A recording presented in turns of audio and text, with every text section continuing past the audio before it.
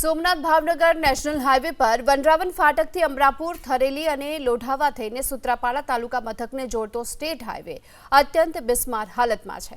છેલ્લા 5 વર્ષથી આ વિસ્તારના અંદાજે 35થી વધુ ગામના લોકો ખખડધજ રસ્તાના કારણે ભારે હાલાકી ભોગવી રહ્યા છે।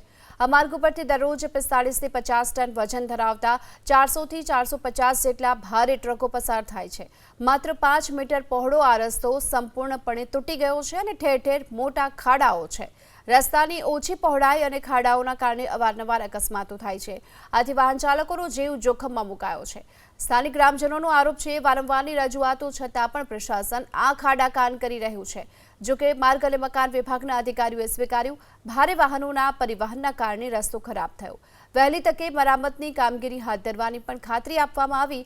જો કે હવે પ્રશાસન ક્યારે આ દિશામાં નક્કર કાર્યવાહી કરી લોકોની મુશ્કેલીનો અંત લાવે છે તે સવાલ છે। સોમનાથ ભાવનગર નેશનલ હાઈવે थी अमरापुर थी थरेली અને થરેલીથી પાદરુકા અને પાદરુકાથી લોઢવા અને લોઢવાથી સૂત્રાપાડા તાલુકાને જોડતો આ રસ્તો છે।